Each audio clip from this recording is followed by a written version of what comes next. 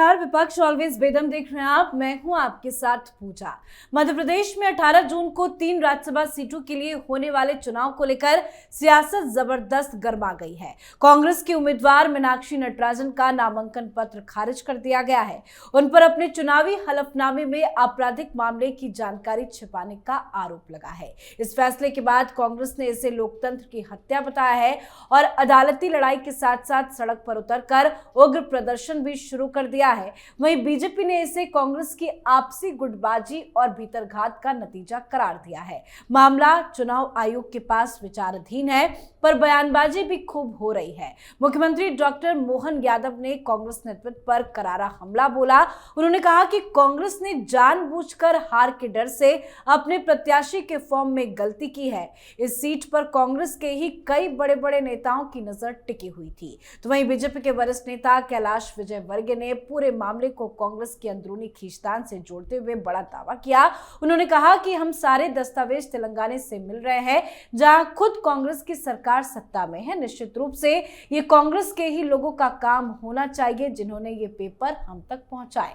तो क्या कांग्रेसियों ने ही मीनाक्षी नटराजन का खेल बिगाड़ा?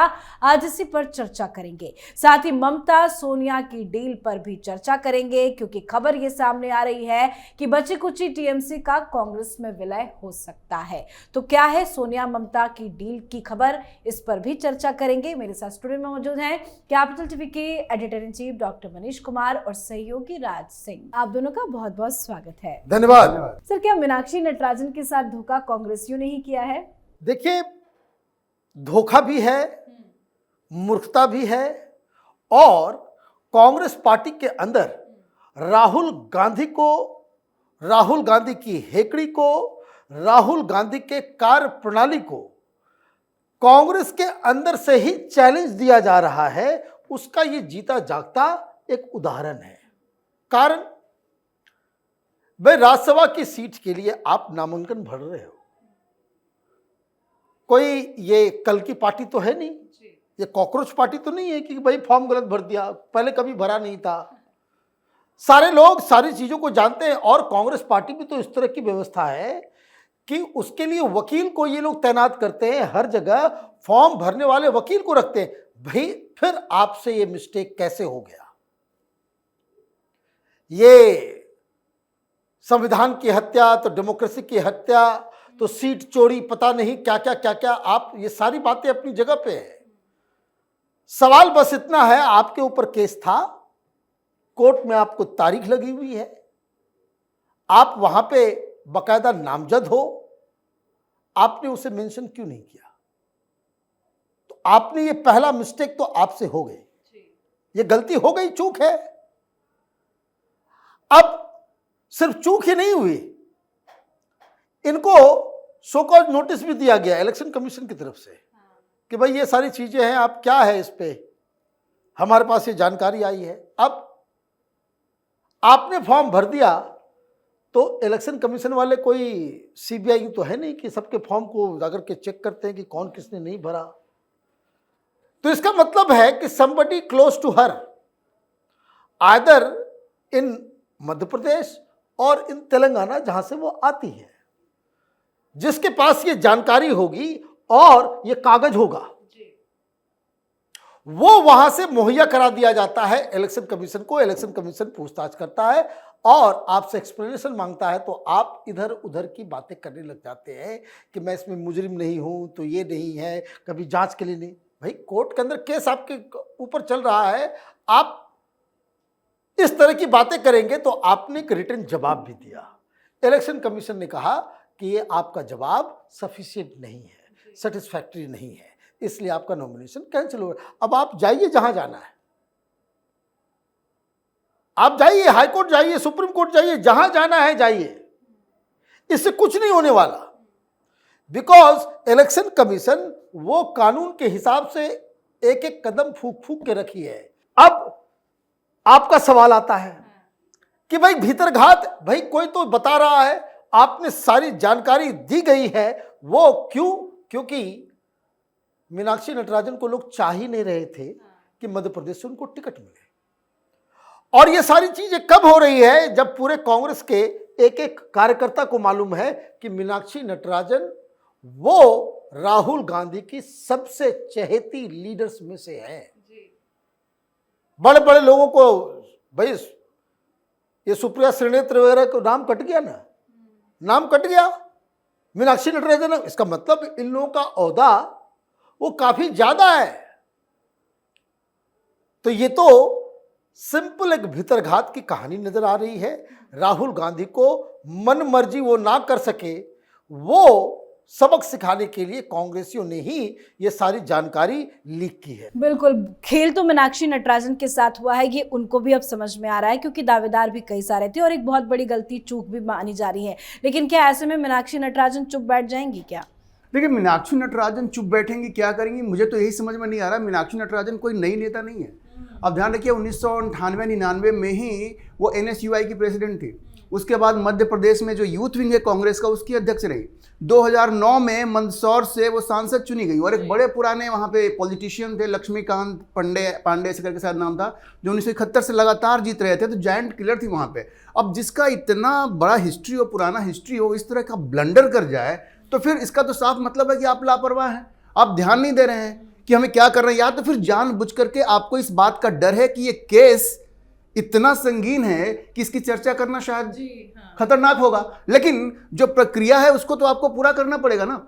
और जैसी खबर आ रही है, देखिए, मीनाक्षी नटराजन से अब उनके खिलाफ किसने ये साजिश रची, क्योंकि उनसे कोई खुश नहीं है। मध्य प्रदेश में उनकी छवि ऐसी है कि वो NGO की पॉलिटिक्स करती हैं, पार्टी से ज़्यादा इन्वॉल्व होकर के। वो एक्टिविस्ट जो होते हैं ना, जाकर के ये ब्राह्मणिकल पेट्रियार्की और ये इन्वायरमेंट ये वो लेकर के, तो वहाँ के जो पॉलिटिशियंस हैं उनको लगता है कि भाई जहाँ पे इसको होना चाहिए वहाँ ये होती नहीं है और फालतू के मुद्दों पे पॉलिटिक्स करती है। तो एक तो वो भीतरघात हो सकता है। दूसरे, ये तेलंगाना की इंचार्ज हैं और इनके खिलाफ बड़े आरोप हैं वहाँ पे।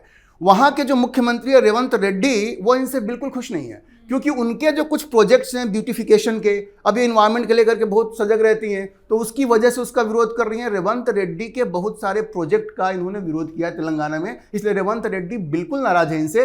अब जो खबर आ रही है कि भीतरघात वहां से भी हो सकता है, ये सारे डॉक्यूमेंट्स वहीं से, चूंकि केस भी वहीं का है, तेलंगाना का ही है, तो केस भी वहीं का है। तो मीनाक्षी नटराजन के लिए अब किसने भीतरघात किए करना तो मुश्किल है, लेकिन कांग्रेस में इनको कोई पसंद नहीं कर रहा। और देखिए, आप किसी स्टेट के इंचार्ज हैं तो आपको वहां के चीफ मिनिस्टर के साथ एक कॉर्डियल रिलेशनशिप रखना पड़ेगा। अगर आप उससे पंगा ले लेंगी तो फिर ये सब तो होता ही रहेगा। तो लेकिन मुझे आश्चर्य इस बात का है कि मीनाक्षी नटराजन कोई नई नेता नहीं है, सांसद रही है, उसके बाद भी उन्होंने ये लापरवाही की और उन्होंने चीफ मिनिस्टर से पंगा लिया, तो कीमत तो चुकानी। बिल्कुल, खामियाजा तो भुगतना पड़ेगा। सर, एक चीज और, ये जो विपक्ष की दो पार्टियां हैं, कांग्रेस और टीएमसी, इन दोनों के बीच में क्या कुछ चल रहा है? देखिए, बहुत कुछ चल रहा है। ऐसा तो लग रहा है कि ममता बनर्जी पूरी तरीके से सरेंडर कर चुकी है। अदरवाइज ये प्रपोजल जो सोनिया गांधी की तरफ से दिया गया है कि आप घर वापसी कर लो, भाई कांग्रेस तोड़ करके ही ममता बनर्जी ने बनाई थी टीएमसी को। अब टीएमसी इनके पास बची नहीं, तो आप करेंगे क्या? तो सोनिया गांधी ने प्रपोजल दिया। ये प्रपोजल क्यों आया, इसके पीछे का एक बैकग्राउंड समझ लीजिए। Mamata Banerjee came to Delhi with a promise to Congress party, और राहुल गांधी से जो 1.5 घंटे जो बातचीत हुई कि 2029 में आप ही चेहरा बन के लड़ना। लेकिन ये स्पीच जो है, हमें इंडी गठबंधन का कन्वीनर बना दो। अगर मैं कन्वीनर बन गई, मैं लड़ूंगी, मैं लोकसभा में भी आ जाऊंगी।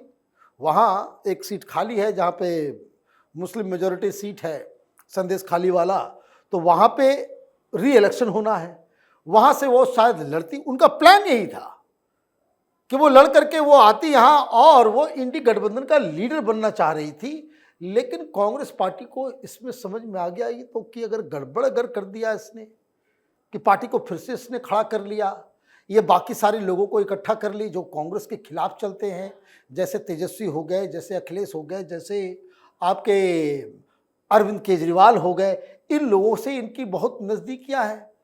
तो कांग्रेस पार्टी ने इनके सारी चीज़ों को आउटराइटली रिजेक्ट नहीं किया। सोनिया गांधी ने कहा कि आओ बात करते हैं। उन्होंने कहा कि देखो, आपकी पार्टी भी तो टूट टाट गई है ना, और ऐसा करते हैं कि आप कांग्रेस का चेहरा बन जाओ, आप कांग्रेस में मर्ज कर जाओ, आपको जो है नेशनल वाइस प्रेसिडेंट बना देंगे, और आपके भतीजे को, अभिषेक बनर्जी को, हम नेशनल जनरल सेक्रेटरी बना देंगे, ये ऑफर दिया गया। अब Mamata Banerjee is in a fix, तो ममता बनर्जी ने अभी तक ना माना है ऑफर को और ना ही रिजेक्ट किया है। और इस बीच 1.5 घंटे की मुलाकात जो है वो अलग से राहुल गांधी और अभिषेक बनर्जी के अंदर है। अब दिक्कत क्या है कि ममता बनर्जी के पास ज़्यादा कोई ऑप्शन है नहीं। अगर अपने आप को वो रेलिवेंट बनाना चाहती हैं तो वो उसके लिए पार्टी चाहिए। पार्टी आपके यहाँ से निकल गई, टीएमसी का नाम, टीएमसी का सिंबल, टीएमसी का दफ्तर, वो सब चला जाएगा काकुली घोष और ऋतुव्रता के पास। आपके पास कुछ नहीं बचेगा। तो ये ऑफर मिलना, ये बताइए कि 1 महीने पहले यही ममता बनर्जी दिल्ली में मोदी की सरकार गिरवाऊंगी, ये दंभ और अहंकार के साथ भाषण दिया करती थी। आज स्थिति ये है कि उनकी पार्टी के अस्तित्व को लेकर के सवाल उठ। लेकिन ऑफर की तो खबर सामने आई और बताया जा रहा है कि अभिषेक बनर्जी ने भी एक नई डिमांड रख दी है। वो कह रहे हैं कि मल्लिकार्जुन खड़गे को हटाओ और मुझे उनके पद पर बिठाओ। क्या कुछ डीलिंग चल रही है अंदर खाने, क्या कुछ नेगोशिएशन चल रहा है? देखिए, डीलिंग क्या चल रही है ये तो खैर धीरे धीरे सब खबरें आ रही हैं। सबसे मूल वजह वही है कि तृणमूल कांग्रेस की स्थिति इतनी खराब हो गई, कोई भी कुछ भी ऑफर उनको दे रहा है। अभी चारों तरफ से ये बात है, संजय राउत भी कुछ उनको ज्ञान दे रहे हैं, अभी मैंने देखा संजय सिंह ने भी कुछ ज्ञान दे दिया। तो क्या होता है, वक्त खराब होता है तो हर कोई आपको ज्ञान देने लगता है। और कांग्रेस को तो एक बदला भी लेना है ना। ममता बनर्जी जब सत्ता में थी तो इतना अपमान किया उन्होंने, और आज वो इंडी गठबंधन की तरफ देख रहे हैं। इंडी गठबंधन का मतलब क्या है, कांग्रेस है। तो कांग्रेस अब एक तरह से बदला लेने के मूड में है। देखिए, ये संभव नहीं लगता कि ममता बनर्जी मर्जर करेंगी, लेकिन ये अब कांग्रेस को मौका मिला है ममता बनर्जी को अपमानित करने का। इसलिए वो कांग्रेस ये कह रही है कि आप मर्जर कर लो, और उसके बाद अब देखिए, जो व्यक्ति 15 साल तक एक प्रदेश का मुख्यमंत्री रहा है और इस तरह से सरकार चलाई है, वो क्या कांग्रेस में फिट रहेंगी?